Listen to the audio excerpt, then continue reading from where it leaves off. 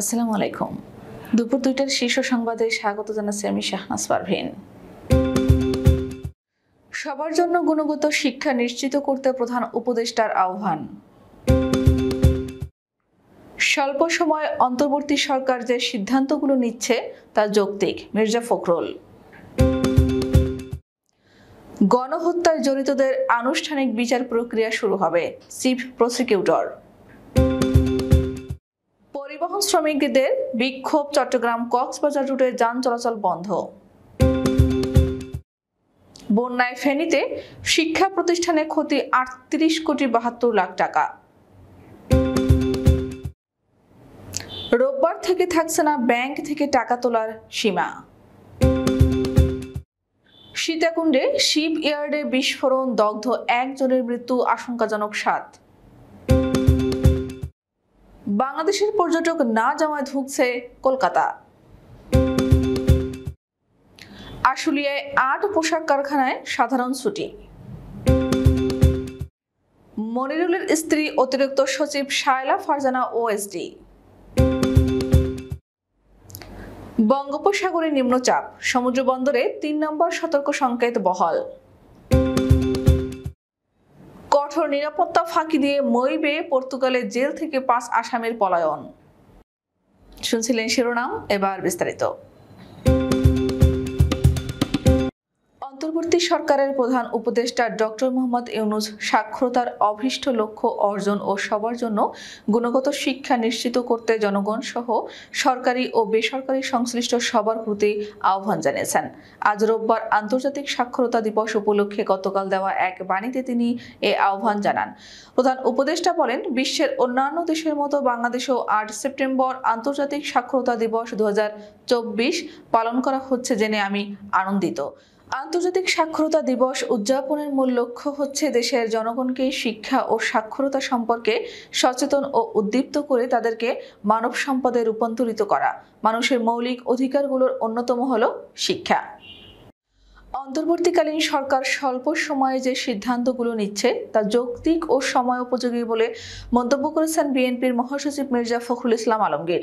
শনিবার রাতে সিঙ্গাপুর থেকে চিকিৎসা শেষে দেশে ফিরে শাহজালাল বিমানবন্দরে সাংবাদিকদের প্রশ্নের জবাবে বিএনপির মহাসচিব একথা বলেন। এর আগে স্বাস্থ্য পরীক্ষার জন্য গত রোববার সিঙ্গাপুরে যান বিএনপির মহাসচিব মির্জা ফখরুল ইসলাম আলমগীর।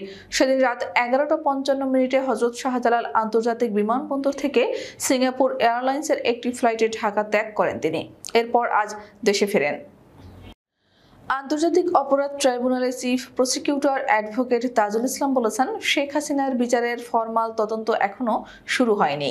তবে শুধু শেখ হাসিনা নয়, এই গণহত্যার সঙ্গে যারাই জড়িত ছিল সবার বিরুদ্ধেই আনুষ্ঠানিকভাবে বিচার প্রক্রিয়া শুরু হবে। রোববার সকালে ট্রাইব্যুনালে যোগ দিয়ে গণমাধ্যমকে তিনি এসব কথা বলেন।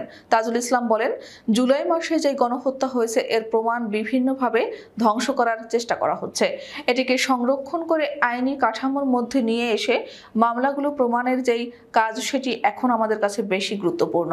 এসব প্রমাণাদি সংরক্ষণের মাধ্যমে গণহত্যা বিচার প্রক্রিয়াটি যথাযথভাবে সম্পন্ন করার চেষ্টা করব। পরিবহন শ্রমিককে মারধরের প্রতিবাদে চট্টগ্রাম কক্সবাজার মহাসড়কে যান চলাচল বন্ধ রয়েছে। রাস্তায় নেমে বিক্ষোভ করেছেন পরিবহন শ্রমিকরা। রোববার সকাল থেকে গাড়ি বন্ধ রেখে চট্টগ্রামের নতুন ব্রিজ এলাকায় বিক্ষোভ করেন শ্রমিকরা। শ্রমিকদের দাবি, অতিরিক্ত চাঁদাবাজির প্রতিবাদ করায় পরিবহন সংগঠনের সাধারণ সম্পাদক মোহাম্মদ মুসা অবৈধ শ্রমিক লেলিয়ে প্রকৃত শ্রমিকদের ওপর হামলা করেছে। তাদের এক সিনিয়র ড্রাইভার ভাইকে মেরেছে। সেই ঘটনার প্রতিবাদে মাঠে নেমেছেন শ্রমিকরা।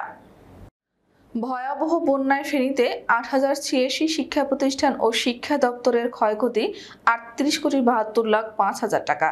জেলা শিক্ষা প্রকৌশল অধিদপ্তর, প্রাথমিক ও মাধ্যমিক শিক্ষা অফিস সূত্র এসব তথ্য নিশ্চিত করেছে। সংশ্লিষ্ট সূত্র জানায়, শিক্ষা প্রতিষ্ঠানে বন্যার পানি প্রবেশ করে নষ্ট হয়েছে বই ও আসবাবপত্র, ক্ষতিগ্রস্ত হয়েছে মোটর, পাম্প, কম্পিউটার ও প্রিন্টার সহ বিভিন্ন প্রয়োজনীয় সামগ্রী। কিছু কিছু প্রতিষ্ঠানে 10 থেকে 12 দিন পর্যন্ত পানিবন্দী থাকায় মেঝে এবং বারান্দায় গর্তের সৃষ্টি হয়েছে। আবার কয়েকটি প্রতিষ্ঠানের দেয়ালে ফাটলের সৃষ্টি হয়েছে। দেশের আইন শৃঙ্খলা পরিস্থিতির সার্বিক উন্নতির পরিপ্রেক্ষিতে ব্যাংক থেকে নগদ অর্থ উত্তোলনের সীমা তুলে নিয়েছে বাংলাদেশ ব্যাংক।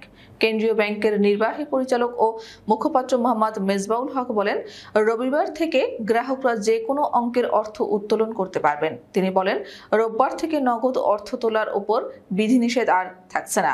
আইন শৃঙ্খলা পরিস্থিতির অবনতির কারণে কেন্দ্রীয় ব্যাংকের দেওয়া এই নিষেধাজ্ঞা প্রায় 1 মাস পর শিথিল করা হলো।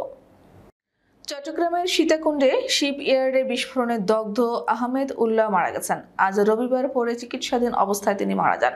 এ ঘটনায় গুরুতর দগ্ধ হয়ে আরও 7 জন জাতীয় বার্ন ও প্লাস্টিক সার্জারি ইনস্টিটিউটে চিকিৎসাধীন রয়েছেন। এর আগে গতকাল শনিবার চট্টগ্রাম মেডিকেলের বার্ন ইউনিটের প্রধান ডাক্তার রফিক উদ্দিন আহমেদ বলেন, দগ্ধ 12 জনের মধ্যে 8 জনের অবস্থা আশঙ্কাজনক। তারা 30 থেকে 90% দগ্ধ হয়েছেন।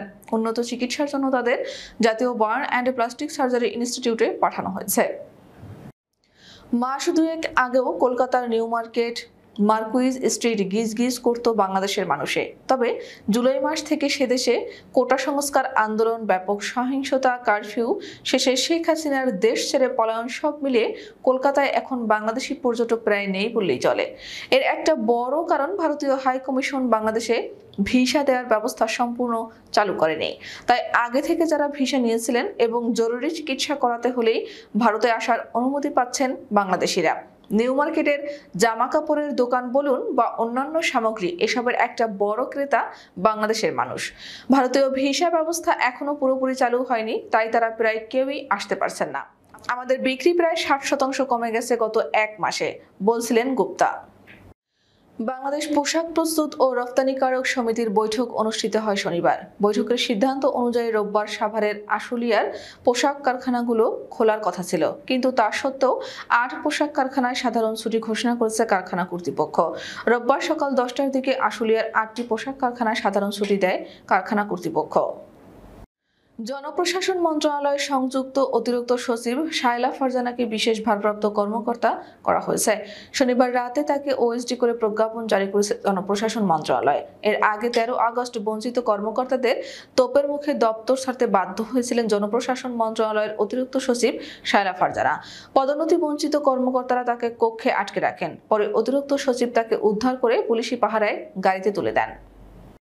বঙ্গোপসাগরের সুস্পষ্ট লঘুচাপটি ঘনীভূত হয়ে নিম্নচাপে পরিণত হয়েছে। এর ফলে দেশের 4 সমুদ্র বন্দরকে 3 নম্বর সতর্ক সংকেত দেখাতে বলা হয়েছে। রোববার আবহাওয়ার বিশেষ বিজ্ঞপ্তিতে এ তথ্য জানানো হয়। এ অবস্থায় চট্টগ্রাম, কক্সবাজার, মোংলা ও পায়রা সমুদ্র বন্দর সমূহকে 3 নম্বর স্থানীয় সতর্ক সংকেত দেখিয়ে যেতে বলা হয়েছে। একই সঙ্গে উত্তর বঙ্গোপসাগরে অবস্থানরত মাছ ধরার নৌকা ও ট্রলার সমূহকে পরবর্তী নির্দেশ না দেওয়া পর্যন্ত উপকূলের কাছাকাছি থেকে সাবধানে চলাচল করতে বলা হয়েছে। পর্তুগালের ভ্যালে ডি জুডিস কারাগারের কঠোর নিরাপত্তা ফাঁকি দিয়ে 5 আসামি মই বেয়ে পালিয়ে গেছে। কারাগারটি লিপসন থেকে 30 কিলোমিটার উত্তরে অবস্থিত। ওই 5 আসামির 3 জন ব্রিটেন, আর্জেন্টিনা ও জর্জিয়ার এবং বাকি 2 জন পর্তুগালের নাগরিক। খবর রয়টার্স। শনিবার দেশটির কর্তৃপক্ষ এ তথ্য জানিয়েছেন। পর্তুগাল কারা কর্তৃপক্ষ জানিয়েছে, পালিয়ে যাওয়া ব্যক্তিদের বয়স 33 থেকে 61 বছর। আমাদের পরবর্তী রাত 10টার শীর্ষ সংবাদ দেখার আমন্ত্রণ জানিয়ে এখনকার মতো বিদায় নিচ্ছি। দর্শক, ভিডিওটি শেষ পর্যন্ত দেখার জন্য আপনাকে অসংখ্য ধন্যবাদ। নিত্য নতুন সংবাদ পেতে আমাদের ইউটিউব চ্যানেলটি সাবস্ক্রাইব করুন ও নিয়মিত নোটিফিকেশন পেতে বেল বাটনটি ক্লিক করুন এবং আমাদের ফেসবুক পেজটিতে লাইক করুন। এছাড়াও আমাদের ভিডিওতে লাইক দিয়ে শেয়ার করুন। আল্লাহ হাফেজ।